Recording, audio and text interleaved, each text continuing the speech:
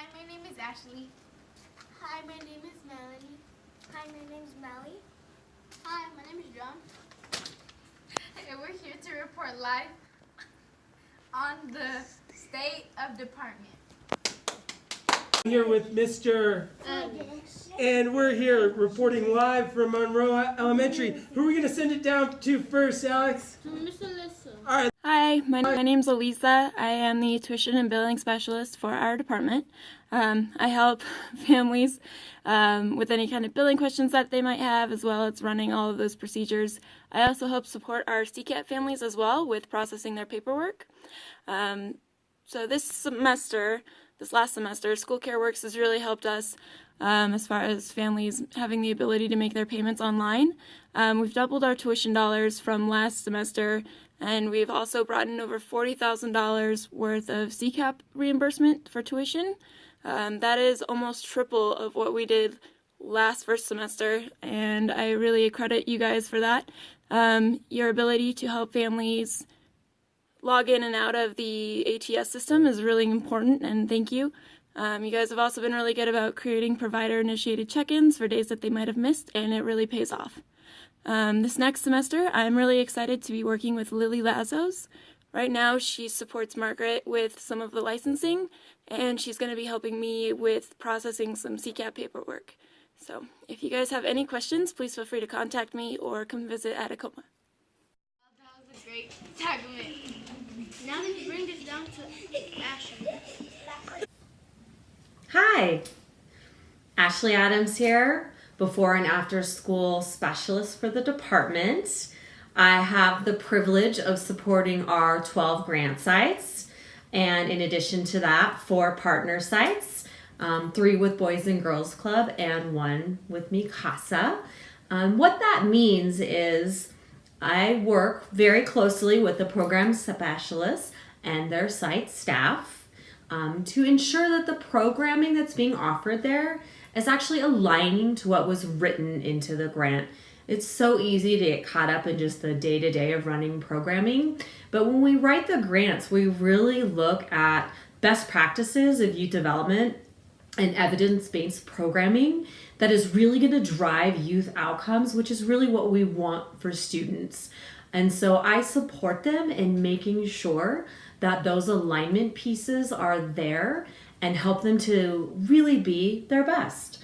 And so what that looks like in terms of the grant funding and the sites, it really plays to their strengths. So for example, at the 2A grant sites, it's really supporting around SEL alignment and focusing on developing a growth mindset. So at Kaiser, it's supporting the implementation of a personalized learning approach to programming that allows students to self-direct their learning goals, while staff really work as facilitators of learning as opposed to leaders of learning.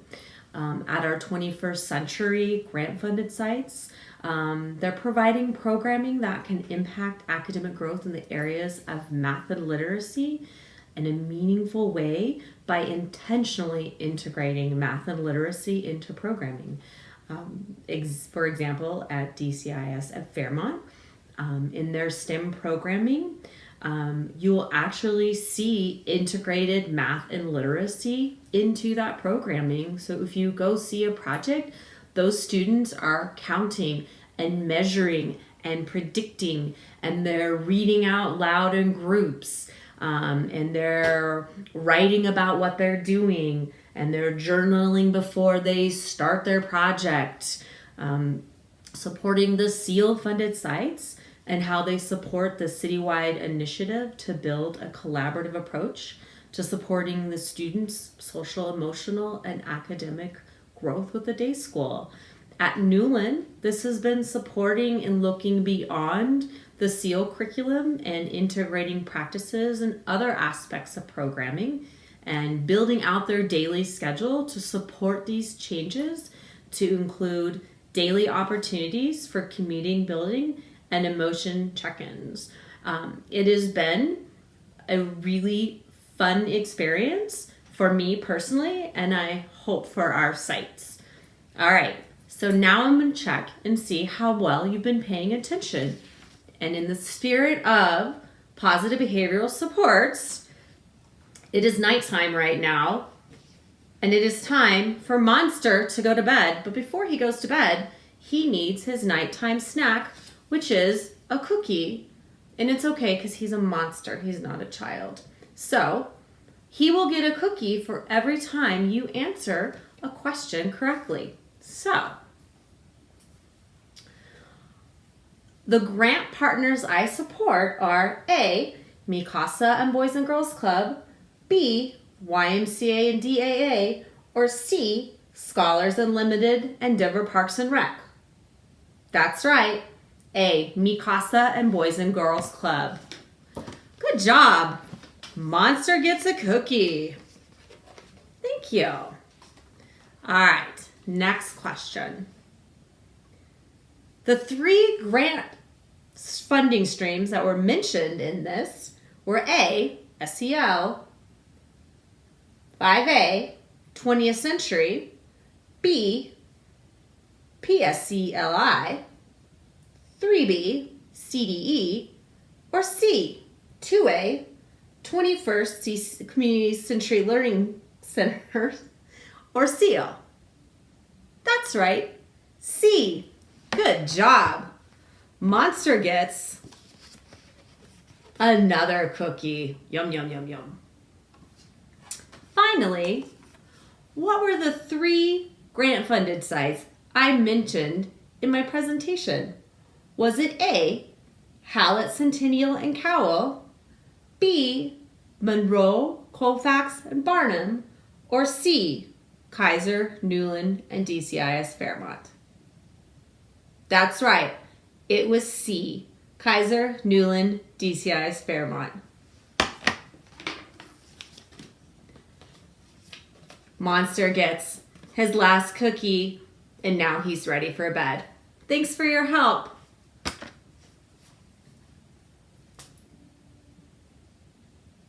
Hello, my name is Rihanna and I'm here with Isabella. We're here to announce the community partners. DPS Community Partners and Delks Enrichments by Carol Schneider.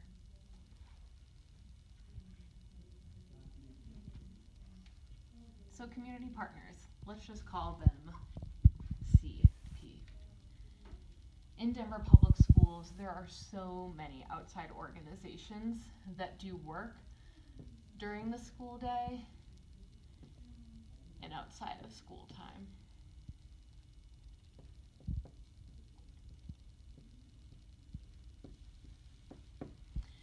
In Denver Public Schools, we have something called the Community Partnership System, CPS. In this system, there are over 520 organizations that offer programming in our schools or in the community. And again, these are providers and organizations that do work during the school day or outside of school time. You might be asking yourself, what about safety? What about sharing information with our community organizations? Of our community partners, we have something called a DPS partnership agreement. And this partnership agreement covers safety, confidentiality, and liability. Of all the organizations that work in our schools, 330 organizations have completed this agreement. These are organizations that have been vetted in regards to background checks, are going to keep information about students confidential and safe, and have the insurance that they need in order to come into our schools and do programming. Of these 330, 229 organizations have completed something called a data sharing agreement.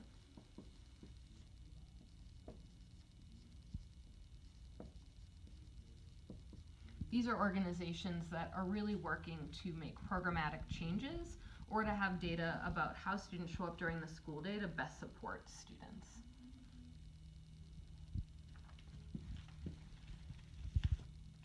We're learning about new organizations and providers all the time. This is anything from art to sports and recreation to social and emotional learning and much more.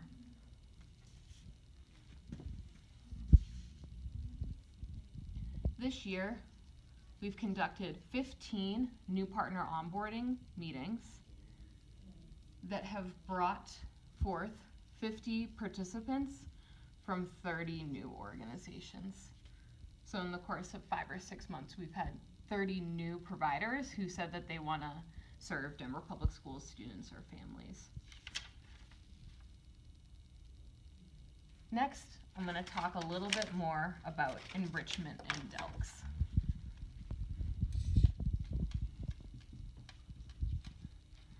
DELCs enrichment has grown so much over the last school year. Currently at the 46 sites where we have Discovery Link programming, there are 35 sites where we manage enrichment programming. So far at these sites, we have worked with over 94 different providers and community partners.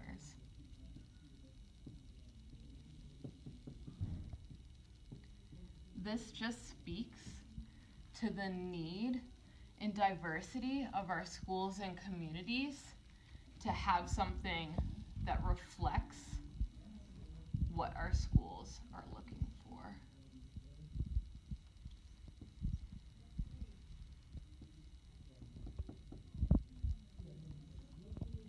In short, going back to DPS community partners and DELCS enrichment programs, so much has happened so far this year, but in essence, we're working towards making sure that the community organizations that we work with have the tools and resources that they need to be able to partner with our schools and say that DPS and extended learning are schools that we want to work with, as well as the staff that we have at our sites feel empowered and have the tools and resources they need to run enrichment programming. Nadia, aquí estamos con Julian.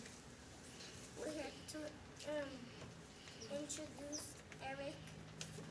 To talk about tuition-based programs. Good day, Dept community, and welcome to Financials. I'm going to start by talking about revenue. For our tuition-based programs, we've seen an increase of 18% over last year. It's been a result of raising tuition and higher collection rates. Our enrichment program has also seen an increase. We've seen an increase in dollars and we've seen an increase in offerings. A lot has been aided by new sites like Steele, McKinley Thatcher, and Swigert, and we've also recently started running programming at Stephen Knight. We've also seen an increase in our expenses, however, about 20% over last year. We've added some new positions, we've added some additional sites, and the expenses have kind of went up for those places as well. But our spending on non-salary has been way down from last year, and I really appreciate everybody's help with that. Things to look out for. We've got summer coming up really soon. And one thing we're going to change this year is we're going to have a budget for each site, and it won't be one big summer budget pot. So be looking for those to come out sometime in mid-April.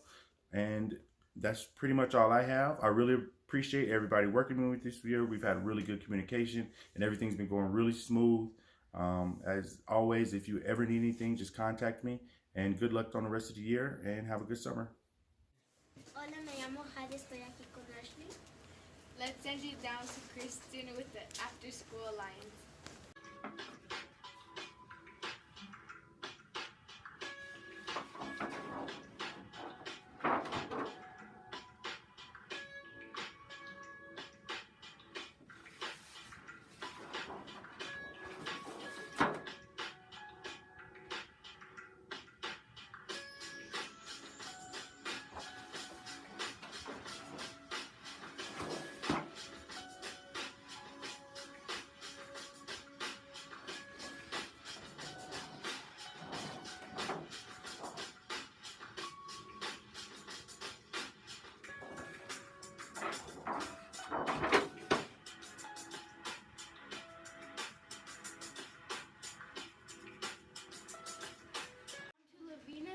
Good morning, it's Lavina Burke, and I'm here to tell you about the state of registration as it pertains to School Care Works. As we all know, School Care Works has been a thrilling ride for both parents and staff with Delks, but there have definitely been some positive experiences for the families. Thanks to Dia's suggestion for us starting last year with summer, we were able to work out the glitches in billing and registration, and that helped with school year registrations. And this year, we didn't have nearly as many issues to deal with when it came to registration. I like that we were able to actually implement 2 of the DPS values, starting with equity. When parents register now, there's not a guessing game as to who sent it and when. Did it go to the site? Did it come to the office? Did we stamp it at the correct time? Who goes first? There's no question about that because in School Care Works, it automatically times and puts them in the order that they've registered, and that's easier for us to go through the approval process when we're reviewing. The second DPS value is collaboration. I think this is my favorite part of School Care Works. If a PS sends out communication or a supervisor or billing sends out communication through School Care Works, we're able to see that. You're able to see that. We can support with finances. We can support with anything everyone has access to the schools, and that gives us the ability to support the parent in a collaborative manner because everyone can go, oh, I see that this is what's going on with your account. And it's definitely easier for families to process their registrations. There's more support. They have videos on how to do it. And now there's more traffic to the website, giving the videos and the frequently asked questions so that they have knowledge on how to do the registration process. And it's easier for us to support them. It's easier for PSs and supervisors to support families because there's a lot of information in how to do the registration process through School Care Works. Some of the new things that have happened, they can now access their tax information through School Care Works, their School Care Works account. They have this one account that's set that they can go into if they did this summer, if they've done camps. All of their information is already saved in there. All they have to go back in and do is register again. And just as current as this, or just as recent as this last registration opening, they can now upload their own health forms, and they can see the health forms that are uploaded in the system, so they can go in and check and go, oh, I'm up to date, I don't need to send that in. It's one step less that they have to do during the registration process. We also are looking forward to the future where they will have more flexibility with their scheduling through School Care Works. That's something that may be coming up in the next couple of years of registration, so that's another positive for School Care Works. Again, this has been a thrilling ride, but I think a lot of positives have happened, and I think we've been able to support the families the way they've asked for it, and they can actually also support themselves a little bit better.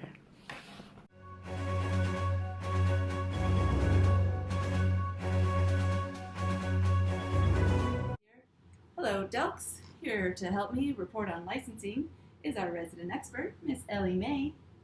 She is a regular attender at a licensed in-home program, so of course she's an expert. Thank you for joining us this afternoon. How are you? Ellie, this year at our programs, we've had only 8 injuries we've had to report to licensing. 8 injuries out of 5,000 enrolled students. Is that pretty good? Oh, there she goes. She's got another licensing emergency. Also this year so far, we've had about half of our sites have their inspections. And on average, every inspection has had 5 or less violations, which seems pretty awesome. And we've also had 3 sites with their inspections that have had 0 violations. So, yay! In reviewing our state of licensing in our department, I have to take a minute to remember our beautiful and beloved Miss Kathy. She left licensing very organized and easy to take over, and I know she instilled so much knowledge in all of you, which is why our inspections are doing so great, and our sites are all doing so well with compliance.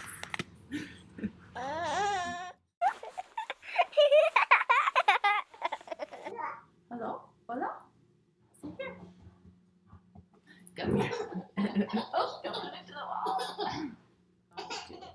Please don't do it. Don't do it. Please don't do it. Please. No. Please don't do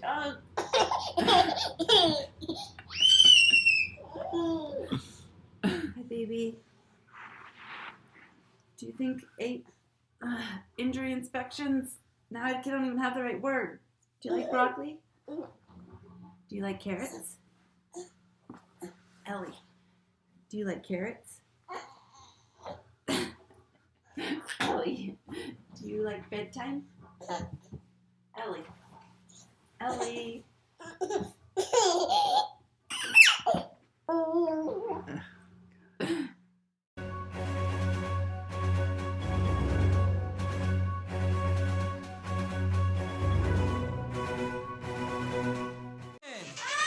From licensing to let's send it down. Hi Dogs team, it's Paula and I'm excited to give you updates about the Techno program and Dogs coaching. First, I'll share highlights about Techno. The Techno team, which includes Kane Jessen, Kristen Aldridge, Yasmin Espinosa, and Isaac Nelson, has run programs at 8 Delk sites, offering 17 technology-based classes so far this school year. In those programs, we served 183 second through 8th grade students, and the classes we've run are creative coding, Lego robotics, video production, digital design, and 3D printing. I thought I would share some feedback with you from students and parents. One 5th grade student shared, "I'm really thankful that we're able to do the creative coding club. I love it and it's fun." And we also survey parents about our classes, and 100% surveyed reported that the techno classes were valuable for their child and supported their child's learning. So one of the new components of Techno this year is that in addition to running enrichments, we are also supporting and coaching Discovery Link staff in learning and integrating technology into their programs. We've been able to teach staff programs like Bitsbox, Ozobots, Scratch, so that they can continue to integrate technology activities into their programs once we've gone on to teach at other sites. So one staff person at Brown said the following about the tech support. She said, "I've appreciated the mini PD learning sessions with Kristen. I feel like I was able to take what we learned about the Ozobots and confidently use this technology with my group." So it's been exciting to watch that new component really kind of develop over this past year and watch staff integrate technology into Discovery Link programs. In the spring, we'll be at 3 to 5 additional schools. We are still working out the details, but we are looking at offering programs at Polaris, Newlands, Swigert, Steele, Bradley, and are excited about working with those teams and students. Next, I'm going to give you some information about Dogs coaching, and I'm going to ask you some trivia questions. So the first question is, how many Dogs sites are receiving some kind of coaching that focuses on program quality? Is it 8 sites, 15 sites, or 22 sites? The answer is 22 sites. We are able to offer some kind of coaching support around the continuous quality improvement process at 22 Delk sites this year. So of those 22 sites, 6 are being coached by myself or the wonderful John Lewis. We offer a variety of supports, including helping with creating program improvement plans, individualized team trainings, staff observations, YPQA, mini observations, and coaching around those observations, and a variety of different supports. So my question is, what is not feedback we've received about coaching? Is it A, the one-on-one and group coaching has enhanced my coaching abilities as a supervisor? My team thus far has knowledge and confidence when delivering their lesson. Is it B, my coach has helped me with my endurance training. I now feel comfortable running a half marathon. Or is it C, the coaching has been very helpful and a great support for me, my staff, and the program? The answer is B. My coaches helped me with my endurance training. We're coaching around program quality, not coaching folks to run a marathon. So in addition to the 6 program specialists we're working with this year, we are also staying connected to many of the program specialists we coached last year. So 8 of those who were coached last year are participating in an ongoing coaching PLC series. So my question is, what is the goal for this group? Is it A, to continue to support the CQI systems and supports created in year 1 of coaching? Is it B, develop coaching skills in the program specialists? Is it C, grow the DELCS coaching pipeline? Or is it D, all of the above? And you probably guessed it is all of the above. The goal is really to continue the work that we did last year and help develop coaching skills in those program specialists, as well as grow the pipeline so that hopefully some of these program specialists will be coaches with John and myself next year. And my last question is, who is Natalie Walker? Is Natalie Walker Luke Skywalker's long-lost sister? Is she the star of Walker, Texas Ranger? Or is she the 21st century coach? And the answer is Natalie is the 21st century coach. So she works with 21st century sites, focuses on program quality like John and myself, and helps develop curriculum and lesson plan design, as well as developing coaching skills in those program specialists. So that is all I have. Hope all is well with you out there, and thank you very much. That was a great report from Tech. Let's send it to Tim for all things summer. So we all know there are some great benefits from attending summer camps, including fostering independence, developing leadership skills, exposure to diversity, finding new passions, making new friends, and creating lasting memories. Today we're going to explore the top 10 reasons to send your child to the Department of Extended Learning's summer camps. Number 10, we've been doing this for quite a while. In various capacities, the Department of Extended Learning has been running summer camps for almost 30 years. Number 9, location, location, location. We have school-based locations all over the Denver metro area. In fact, 19 in total this summer. So whether you live in Stapleton, the Highlands, City Park, or south of I-25, we have a camp for you. Number 8, licensed childcare. All of our sites operate as state licensed childcare facilities, so you can trust that your child will have a safe and supportive summer with us. Number 7, variety. So in registering for summer camp with DELCS, you will find that we have 5 totally different options. We have our Discovery Link camp.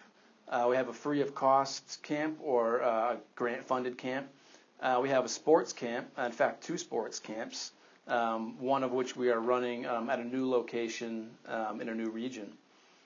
We have our summer academy camps where students receive formal learning support and also grow their social emotional learning skills.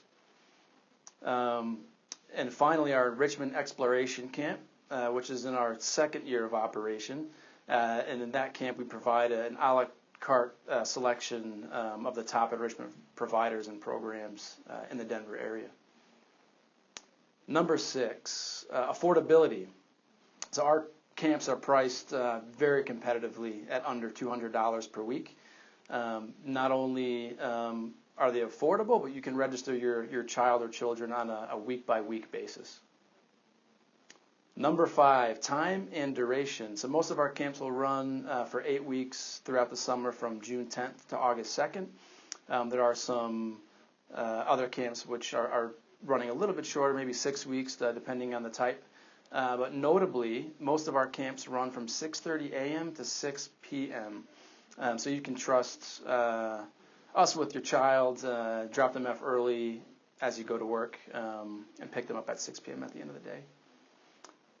Themes, number 4. So DELCS is offering 10 authentic themes for parents or guardians and youth to choose from. These themes include Inventor's Workshop, Jaws, Paws, and Claws, Lights, Camera, Action, Nature Week, Nurture You, which is a social emotional learning focus, Passport Around the World, Superheroes, Supersized Sports, The Wonderful World of Water, and Agents of Change, which is possibly my favorite, which is a week we will provide community service focused curriculum and activities for youth. Number 3, early childhood programming. So not only do we serve kindergarten through 5th grade youth, but we also provide early childhood programming at 4 of our locations, serving your 3 and 4-year-olds. Number 2, partnerships. So we have established partnerships with hundreds of community enrichment providers who will be offering unique, innovative, and specialized programs for youth, including YOBOT, or Youth One Book, One Denver, and Coding with Kids, who is offering hundreds of summer scholarships for our youth. And last but not least, number 1, professionalism. We have an incredibly dedicated team of year-round, full-time, professional, out-of-school time educators who we call program specialists, designing our summer experiences and managing our school-based sites. So know that when you send your little ones to us, they will be led by a team of experienced and passionate educators. We hope to see you soon. Wow, great reporting. Let's send it to Maria. I'm here at the Acoma Building, the heart of extended learning, where I have conducted a thorough investigation into the out-of-school time practices of Denver Public Schools. What I found may shock you. First, we found that the reports that have been going around of an increase in instructor-led programming at sites is in fact true. These sites have so-called clubs where staff and students have meaningful interaction around a topic or theme. Some of the areas that we found have been explored with children are things like archery, art, knitting, choir, entrepreneurship, mentorship, and engineering. One school has gone even so far as to create a puppet show where the students are involved from start to finish, writing the script, designing the sets, building the puppets, and then even performing their show. At another location, they've used a Build-A-Buddy club for students to build a robot friend. No word yet on if this has caused conflicts with other children who have found that their relationships are being replaced with robots. We've also found within programming at the 8 Delks regions that there's a promotion of equity, inclusion, and an effort to involve both families and the community in what goes on in out-of-school time. At McMean, they've created student ambassadors, and these children are in charge of greeting families, managing cards, getting to know families, and overall taking responsibility and leadership of the Discovery Link space. Many sites also report hosting events to connect families and staff. For example, this December, C3 threw a cultural potluck. What this meant was that children and parents came to sample foods prepared by the staff that represented their heritage. The staff also included parents, encouraging them to bring items from their cultures. Another tactic that's used by our program specialists is community service.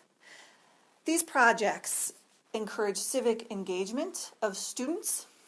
Some of the things that we've seen are that STEC completed a project for the Denver Dumb Friends League. Colfax Cares program decorated food bags for Project Angel Heart and implemented a school-wide composting program. And then Carson Elementary. They have done multiple projects, including beading bracelets for cancer patients at University Hospital's Infusion Center and sending uplifting pictures to first responders in areas impacted by natural disasters like California and Florida. We have to definitely say, hats off to these youth who are making a difference within their communities. One area of particular interest we uncovered during our investigation is that Discovery Link has been working to provide students with the ability to participate in both the planning and the running of programming. What we wanted to know was this really about student leadership and engagement? or just an attempt by Denver Public Schools to use free child labor.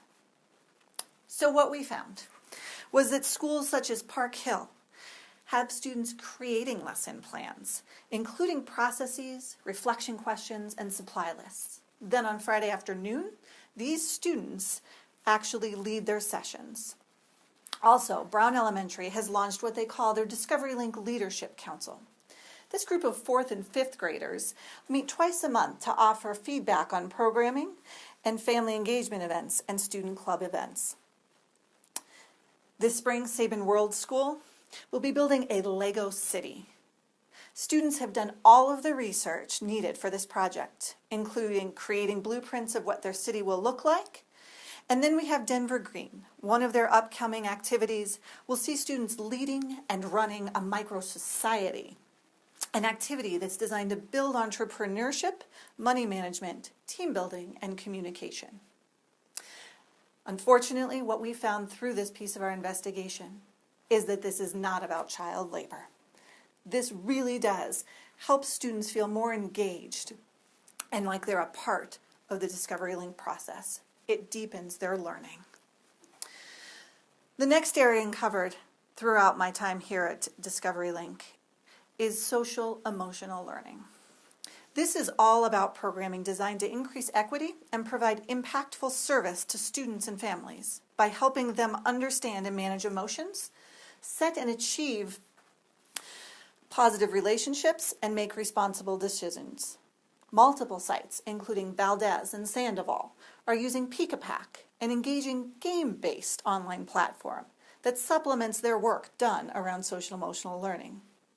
McKinley Thatcher has told us that their use of the program has been so successful that the principal is working to implement it school-wide.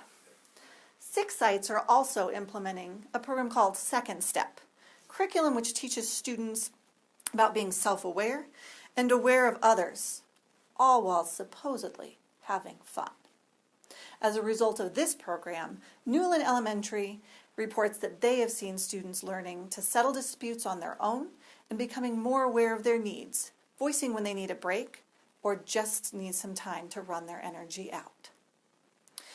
One additional note before we wrap up our investigative report. We found that sites are working to proactively understand the needs of both students and families. Many say they've gone well beyond the parent survey done twice a year to continually gain student feedback, parent feedback, and adjust their programming to ensure it's personalized and help improve student learning outcomes. Edison is one of several schools utilizing dot voting, and Hallett has started holding roundtable discussions with parents while they wait for their children to finish enrichments. In addition, both Swigert and Spire have held focus groups with parents to better understand their wants and needs in programming. To wrap up, Mary and Brian, our investigation has concluded that the DELCS team is truly dedicated to DPS's motto of students first. Back to you in studio. We're going to send it down to Mr. Olmec, who is apparently in the bathroom right now. Oh, hi. I'm Ryan Gosling, and I'm here to talk to you about Supervisor and Program Specialist Leadership Development. Let's get started. And that's what... Oh, hi. So, thanks for joining us. We were actually just talking about some leadership opportunities that supervisors had to have in their development. They're called learning labs, where supervisors were introduced to a skill, to a best practice, and we learn and model it within a controlled setting. Then we prepare to take it out into the field and into our daily work, where then we bring it back after we practice it, and we analyze, reflect, and learn. A lot like the PQA assessment model.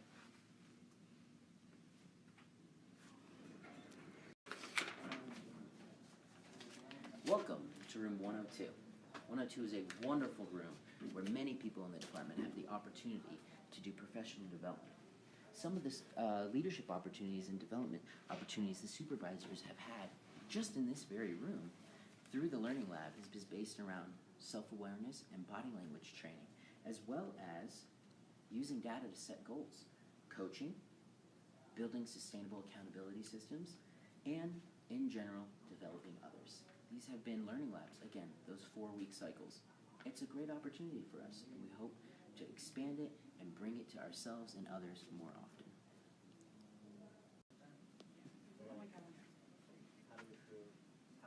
Oh, hi. You just caught me cracking a mental sweat here. So, now I want to tell you a little bit about program specialist professional development opportunities and leadership opportunities we had. This past trimester currently, we're on an 8-week cycle with some program specialists learning about all foundational leadership skills in order to take someone and take a site into a higher level of program quality. It's been a really exciting opportunity for these PSs and for us as leaders to learn and grow others. In this program specialist professional development series, we've had the opportunity to teach them again those foundational skills, which are interacting within a space, how a student and adult interact together, and how you can move through a space. When all 3 of those align, what ends up happening is something special. We have all the systems necessary and all the skills necessary to move on to some of those higher level PQA, program quality components. Thank you. Now we're going to send to Melon to talk about the universal supports. Hi, my name is Melanie Kartzmer, and I am the Program Manager for Universal Supports for the Denver After School Alliance. Today, I'm going to talk to you about DQAC, the Denver Quality After School Connection. Enjoy! Hi! One more thing that I wanted to share with you today is the All-Star After School Professional Awards. We want to hear about all the amazing work that is happening in after-school programs. So if you work with someone who is like basically your arms and supporting you, we want to know about it. So you can go to the DQAC website or Denver After School Alliance website, or check out Mary's newsletter and click the link to nominate one of your coworkers or someone working with Denver youth today. The nomination period ends March 8th, so be sure to get those nominations in soon. Thanks!